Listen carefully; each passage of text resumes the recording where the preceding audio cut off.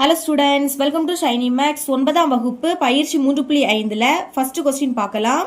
பின் வருவனவற்றை காரணிப்படுத்துக. இங்கே நம்ம காரணிப்படுத்தணும், சரிங்களா? இந்த சம்மை பொறுத்த வரைக்கும் சேமா இருக்கக்கூடியதை பொதுவாக வெளியெடுத்து எழுதிக்க போகிறோம்.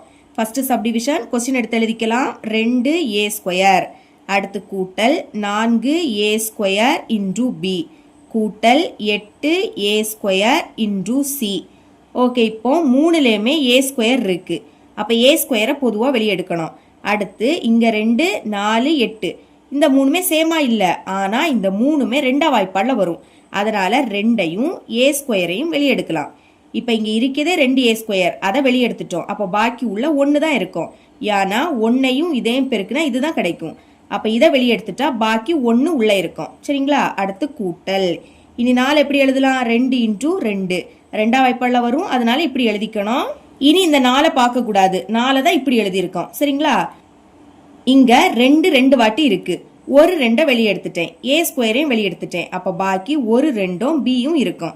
எழுதிக்கலாம் 2 இன்டூ பி. அடுத்து கூட்டல். இனி 8 எப்படி எழுதலாம்? 4 2 8. இனி 8 பார்க்காதுங்க.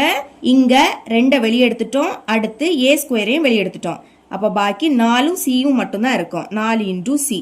இதுதான் இதோட ஆன்சர். அடுத்து செகண்ட் சப்டிவிஷன் கொஸ்டின் எடுத்து எழுதிக்கலாம்.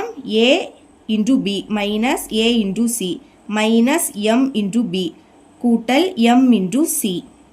இங்கே 4லேயுமே சேமா எதுவுமே இல்லை, அதனால 2 எடுத்துக்க போகிறோம். ஃபர்ஸ்ட் இந்த 2லேயும் a சேமா இருக்கா?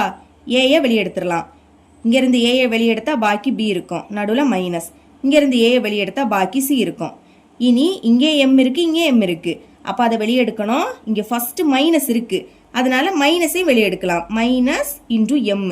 இப்போ ஞாபகம் வச்சுக்கோங்க, மைனஸை வெளியெடுத்தா மைனஸ் குறியீடு ப்ளஸ் ஆயிடும், ப்ளஸ் குறியீடு மைனஸ் ஆயிடும். இதை மறக்கக்கூடாது. இங்கே மைனஸ் இருக்கு, அப்போ இது ப்ளஸ் ஆயிடும். முதல் ப்ளஸ்ன்னு அதை எழுதிக்காண்டா.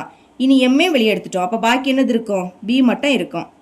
அடுத்து ப்ளஸ் மைனஸ் ஆயிடும். எம்ஐ வெளியெடுத்தா பாக்கி சி இருக்கும். இங்கேயும் பி மைனஸ் சி, இங்கேயும் பி மைனஸ் சி. அடுத்து பி மைனஸ் சியை வெளியெடுக்கலாம். இதுல இருந்து இதை வெளியெடுத்தா பாக்கி ஏ இருக்குது, நடுவில் மைனஸ். இதுல இருந்து பி மைனஸ் சியை வெளியெடுத்தா பாக்கி எம் இருக்குது. இதுதான் இதோட ஆன்சர். இவ்வளவு தான் இந்த சம்.